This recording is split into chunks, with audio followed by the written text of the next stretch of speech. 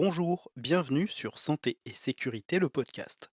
Merci de laisser votre message après le bip. Bonjour, allez c'est parti pour l'enregistrement de cette deuxième semaine, assez difficile sur, le plan du moral et de la fatigue physique. Alors je pense que, la fatigue physique, et psychique a beaucoup joué sur le moral, mais c'était assez compliqué cette semaine. Hem, pour rappel, je suis remplaçante, pas thésée et là c'est ma dernière année pour passer ma thèse, sinon je ne peux plus travailler jusqu'au mois de novembre. Donc un peu de pression, et les contacts avec ma future associée ne n'arrangent pas les choses. Heu, comment dire? C'est une ma future associée est la coordinatrice du département de médecine générale de la fac, donc je pense que ça joue sur sa manière d'être, en tout cas par rapport à ça. Mais on a eu une réunion, pour la MSP lundi et au cours de la réunion, en fait, se posait la question des changements de statut de la CISA et cetera auxquels je vais faire partie. Heu et donc à quel moment fallait le faire, jusque quand ils avaient les pour le faire et cetera, quand est-ce qu'on intégrait mon nom. Heu Et donc vient le sujet de ma thèse, sur la table, ma future associée du cabinet qui dit, alors future associée qui ne sera pas, ma collaboratrice, je précise quand même. Donc future associée qui dit, que, je n'ai pas passé ma thèse, donc pour l'instant je ne peux pas m'installer officiellement, ce qui est en soi vrai, mais qui le répète 3 fois. Heu, pour ensuite ajouter: «Elle n'a pas passé sa thèse, cette andouille». Alors sur le coup, j'ai pas su trop comment réagir, voilà, j'ai rigolé en haussant les épaules, mais c'est vrai que avec le recul, c'est, un peu violent. En tout cas, finalement, ça m'a un peu atteint. Heu, donc il y a eu ça et puis mercredi, elle vient de nouveau me voir parce que je fais les nouvelles déclarations de médecin traitant au nom de ma future collaboratrice. Et qui vient me voir en me disant qu'il faut pas que je change les médecins traitants de ses patients à elle, même s'ils viennent nous voir nous, parce que, en m'accusant presque de détournement de patientèle, alors qu'en fait c'est un arrangement entre elle et l'ancienne médecin qui était là et que je vais remplacer et moi je n'étais pas au courant donc bah, bête et disciplinée, tous les patients que je voyais qui me disaient que leur médecin traitant, c'était un tel, voilà je changeais, je changeais, enfin de bonne foi, hein, mais c'est vrai que je l'ai, un peu pris comme une accusation, un peu mal pris. Enfin, j'ai l'impression que je sais pas, c'est un peu tendu et je sais pas, je sais pas si c'est ma présence qui est pas trop acceptée par elle ou le fait qu'en fait je sois pas taisée et que je sois un petit peu procrastinatrice et que je l'ai pas encore passé. Je sais pas, ça doit l'énerver un peu et elle me le fait ressentir, enfin j'en sais rien. En tout cas, j'évite un peu le contact avec elle, ce qui est un peu dommage. Mais bon, je me dis que une fois les choses bien faites, ça changera peut-être, j'en sais rien. En tout cas, là, c'était pas facile cette semaine, surtout que j'étais en plus épuisée, sur le plan physique puisque ma fille a décidé qu'elle se réveillerait toutes les heures, les nuits où je travaillais le lendemain, donc ça, c'était encore moins évident. Mercredi soir, je suis rentrée à la maison, j'ai pleuré. Heu, j'ai pleuré parce que j'étais fatiguée. J'en avais marre de porter un peu tout ça. D'ailleurs, c'était pas que sur le plan pro, hein, c'est aussi perso et fatigue, mais c'était pas évident.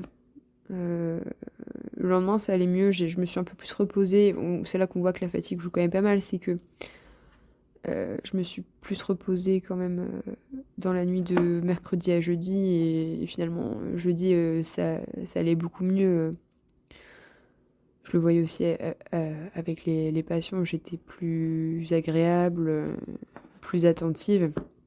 Parce que mercredi soir, j'avais un mal de tête horrible. Enfin, je me concentrais pas. Enfin, c'était vraiment pénible. Donc voilà. Sinon, sur le plan médical, en ce moment, beaucoup de viroses. Beaucoup de viroses.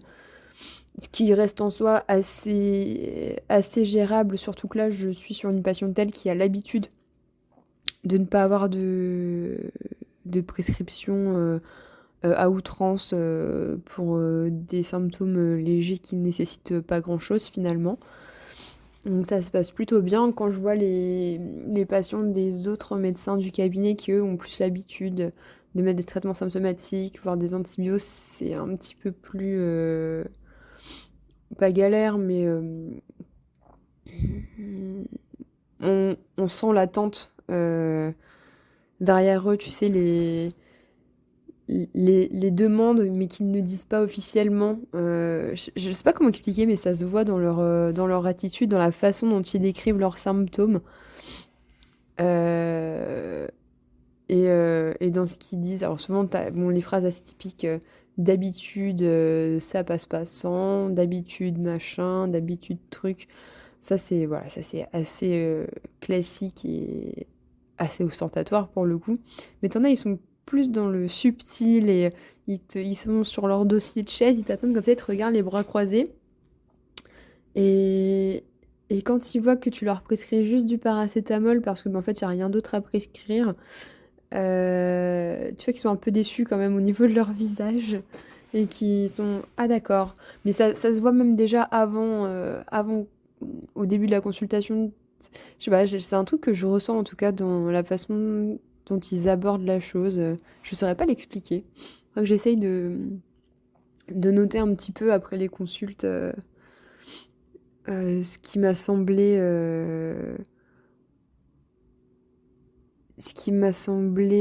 faire que le patient attendait une prescription particulière. Alors parfois il demande directement, je viens pour chercher des antibiotiques. Alors là c'est toujours un peu complexe de dire bah non. Euh, Bon après j'arrive assez bien à rester campée sur mes positions là-dessus, c'est-à-dire que moi je leur explique que c'est viral et qu'il n'y a pas besoin d'antibiotiques. Généralement ils disent, ils acceptent et alors je sais pas si après ils retournent peut-être voir leur médecin derrière. Peut-être, moi je les suis pas à la trace pour avoir la prescription qu'ils souhaitent, mais en tout cas, j'ai jamais eu de conflit sur ça au cabinet, donc ça c'est plutôt cool. Euh, qu'est-ce que j'ai eu d'autre? Ah si, un peu complexe, je fais pas mal de visites là cette semaine. Euh, et une patiente que je connais très peu parce que je l'ai vue très peu, mais que j'avais vu le mois dernier et que là je revois ce mois-ci pour son renouvellement, qui est en larmes quand j'arrive et qui ne veut pas me dire pourquoi, qui me dit juste qu'elle a des contrariétés, mais qu'elle me dira plus tard, qui me dit ensuite qu'elle aimerait bien mourir, etc.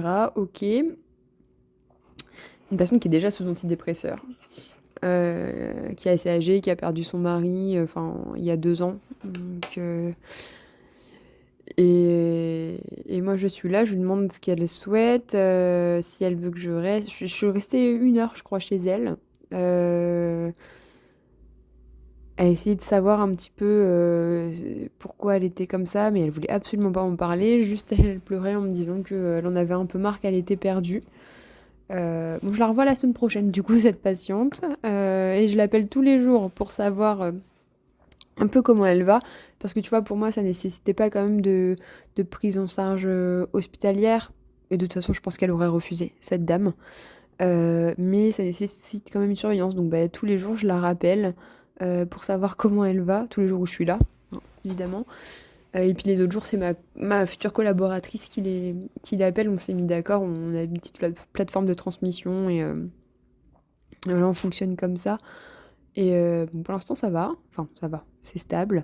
Et je la revois en présentiel la semaine prochaine. Mais enfin, tu vois, ça à gérer. Alors, c'est pas quelque chose que j'ai l'habitude de gérer. Sur... En fait, Non, j'ai pas l'habitude de le gérer, donc je sais pas faire. Donc je me débrouille un peu avec, ce que j'imagine être le mieux, et puis ce que le patient veut. C'est-à-dire que, beh, il faut aussi s'adapter aux volontés du patient. Bon, là, tu vois, je sais quand même évaluer s'il y a un risque suicidaire important, et cetera. Là, même si elle disait que, elle voulait mourir, qu'elle préférait être ailleurs, c'était pas, elle avait aucun scénario, enfin, vraiment rien qui nécessitait, une prise en charge, en urgence. Donc c'est pour ça que je me suis permise de la laisser chez elle. En plus, je pense qu'elle aurait vraiment été plus perturbée qu'autre chose, de devoir bouger. Enfin, c'était, vraiment pas ça aurait pas été le bon choix. Puis j'en ai parlé avec ma future collaboratrice du coup, qui m'a dit: «Oui, c'est la période où son mari est décédé, souvent elle a un petit coup de mou à ce temps», donc qui était pas très surprise non plus de l'état. Donc voilà, on s'est dit: «Ah beh, on la surveille et puis on voit ce que ça donne». Donc pour l'instant, c'est stable, on croise les doigts, puis moi je suis contente de la voir la semaine prochaine. Sinon là, je te fais l'enregistrement un samedi matin. Samedi, ah oui, je t'ai pas dit quel jour on était. On est un samedi et il est 10h quand je fais l'enregistrement. On fait un samedi sur 3 avec ma future collaboratrice et la future associée dont j'ai parlé un peu plus tôt.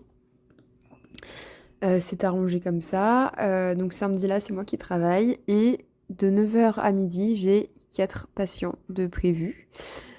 Jusqu'à ce matin, je n'en avais que 2. Les 2 premiers rendez-vous ont été pris ce matin. Sinon, j'avais des rendez-vous à 11h20 et 11h40.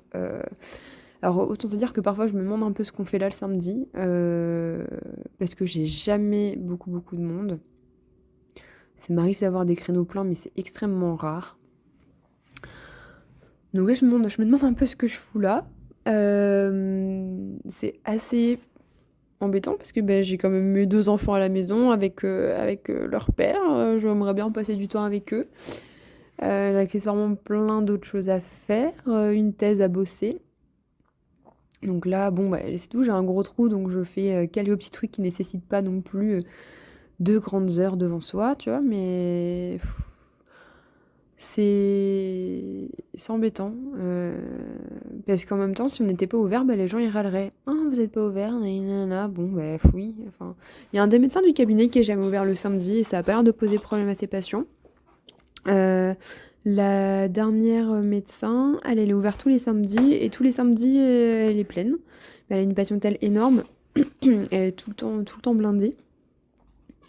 Donc je sais que nous, on n'a pas une grosse patientèle, mais bon, je connais pas la file active. Faudrait que je demande à ma collaboratrice, mais enfin, tu vois, tu fais beau, ok, 4 patients sur le matinée, t'as un peu l'impression d'avoir pas perdu ton temps. Bon, ok, de toute façon, il faut être là, les patients, ça me gêne pas de les voir, je suis là de toute façon, mais c'est un peu l'impression de perdre ton temps, quoi. Tu pourrais être ailleurs, faire des choses, faire tes courses que t'as pas eu le temps de faire la semaine, faire ta thèse, faire tes enregistrements pour le podcast. Bon, là, c'est ce que je fais, mais enfin, tu vois, c'est. Je dis, ok, je me suis levée, je me suis habillée, j'ai pris la voiture. Tu fais, bon, ok. C'est un peu. Moi, perso, c'est un truc qui m'énerve. Je préfère venir pour bosser. Si je viens et que j'ai rien à faire, j'ai vraiment l'impression de perdre mon temps et que je pourrais employer ces heures perdues à faire des choses beaucoup plus intéressantes que d'attendre à mon bureau en essayant de m'occuper comme je peux. Donc voilà, c'était un peu le coup de gueule du samedi matin. C'était le coup de gueule du samedi matin pas rempli. Voilà, on va dire que c'est ça. Mais j'ai l'impression d'avoir fait un peu le tour là pour cette semaine. Voilà. J'espère que c'est pas trop embêtant à écouter et que ça te convient. Bonne journée. Santé et sécurité, le podcast.